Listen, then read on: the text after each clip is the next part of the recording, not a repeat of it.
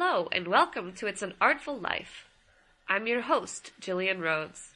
This project started with a question: do the arts matter anymore?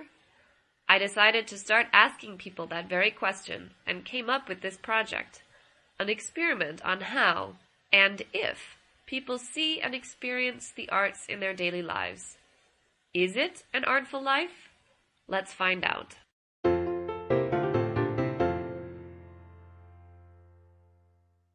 Have you ever heard the term artsy-fartsy?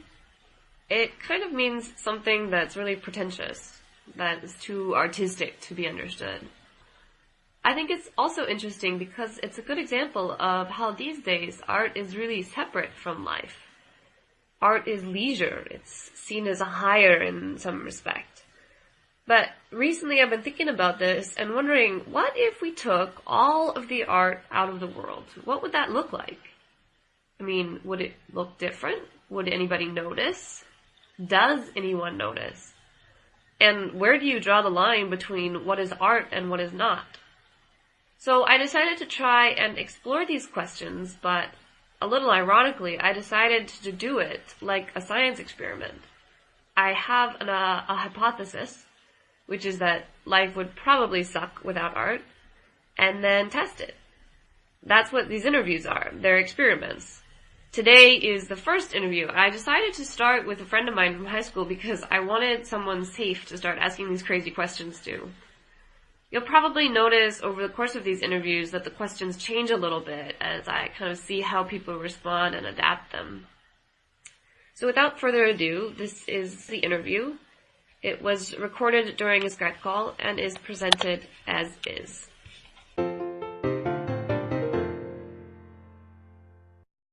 So can you, just kind of briefly introduce yourself, your name, where you're from, where you're based,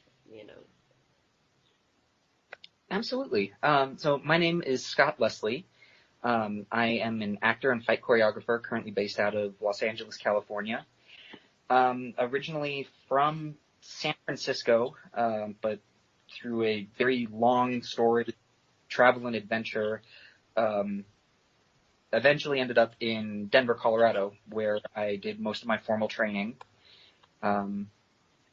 Graduated through a university out there, and then a couple of years ago made my way back to California to continue working. Cool.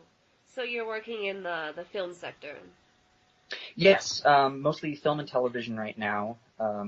Primarily in that era, primarily as an actor, but also do a little bit of behind the scenes work more recently. I've started working as a producer. I've done a little bit of marketing for some films. Really trying to be a jack of all trades because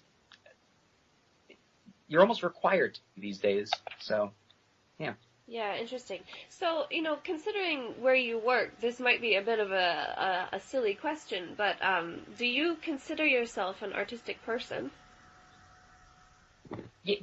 Yes, I mean, I would consider myself an artist. Especially as an actor, I would say I'm an artist. And I think I'd like to think that everyone is an artistic person in some way or another, whether or not they actually understand what that means for them. But yeah. Okay, nice. So, this is the question that I prepped you on. So what do you think is your most memorable experience of art? So my most memorable experience of art, I grew up traveling the world on a sailboat, and my mother homeschooled us and did an excellent job, by us, me and my younger sister, and did an excellent job of lining up all of the curriculum so that we were studying based on where we were. And I was in Cairo, and I had just finished reading up a whole chapter on sculpture, and in particular, one thing that stood out to me was the oldest wooden sculpture still in existence. And it was called the school teacher or the school master, I believe. And, it was this beautiful wooden statue, and I couldn't believe that it still existed. It was so old. And so I'm in the Cairo Museum of Art, later that week, and I turn the corner, and there it is, standing right in front of me. And I'm, gosh, 10, 11 at the time. And it was just such a powerful moment for me to go from learning about something and reading about it to then actually having it there in front of me, something that I could look at and appreciate on a much higher level. So that's really stuck with me and impacted me. And it made little 10-year-old Scotty extremely excited. Wow. Cool. It's an interesting story, and what an interesting background. So, this is kind of moving on a little bit of a different track, but that's obviously a really special experience. But do you think that you experience art on a daily basis? So, like, is there art around you right now? Do you see it on the weekend? Do you see it when you go to work? That kind of stuff.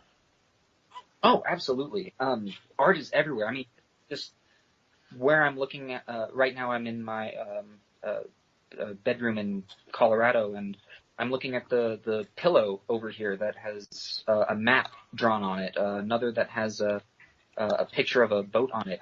There's book covers all over my bookshelf. The clothing hanging up in my closet, all of that it was made by an artist of some sort, even down to on a business level, going outside, walking down the street, seeing marquees for businesses, signs. Every single bit of that was designed by someone, and even though it's their job, it's still art.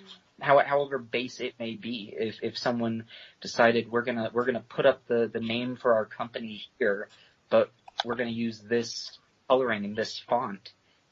As little of a thing as that is, it's still to some degree art.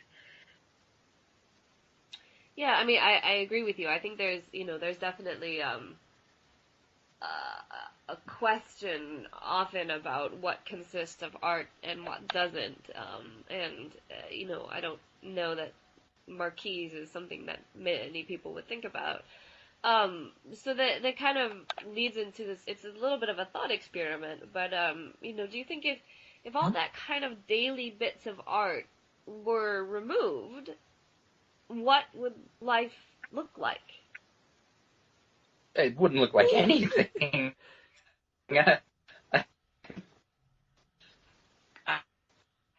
I couldn't even know where to begin. No, you know what? Actually, it would look like something that is art.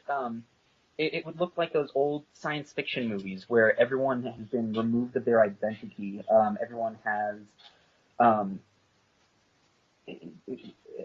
equilibrium, I think, is a great example for this. Art has been made illegal. Emotions have been made illegal. And so it doesn't exist. Everyone lives in square blank rooms. All of their beds are just rectangles with a black sheet on it. Everyone wears the same black suit, and no one is allowed to feel anything. And I think that it's a little ironic that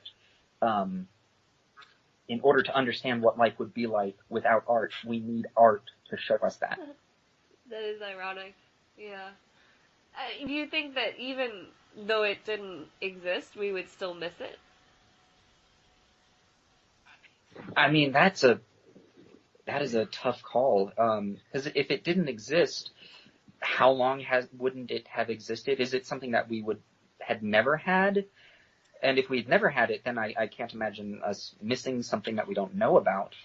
But I do think that if we never had it, though we might not miss it, we, as humans, would be incomplete.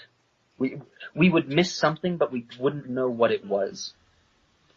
Okay, so here's kind of the opposite side of that, is that if, the world was exactly the way it is, but we were unable to experience it as art,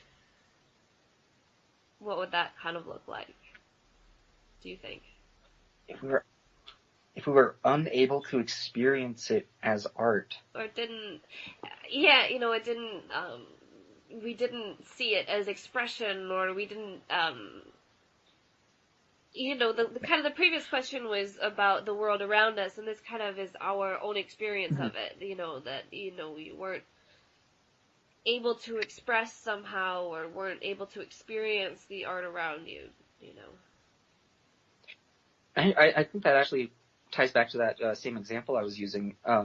In that, if we were unable to express it, I think that at that level we would be unable to express really emotion, because I believe art stems from the need to express emotion, and art, whether it be good art or bad art, makes someone feel something.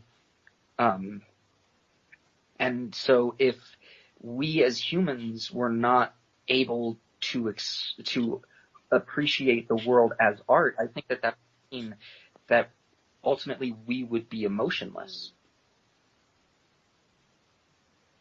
So this is kind of the $1 million question that I think people have been struggling with for a long time, but hey, why not? We can try and solve it now. Yeah, sure. If people were unable to express essentially emotionless, would the world be better? No. No way. In ways it might be more efficient. Actually, I'm going to pull another film reference. The Matrix. That would be the world that we would exist. It would be a world of machines. Sure, everything is working properly, and it may be working at a very high efficiency, but to what point? Why does it exist? There would not be a reason. Okay, yeah, interesting.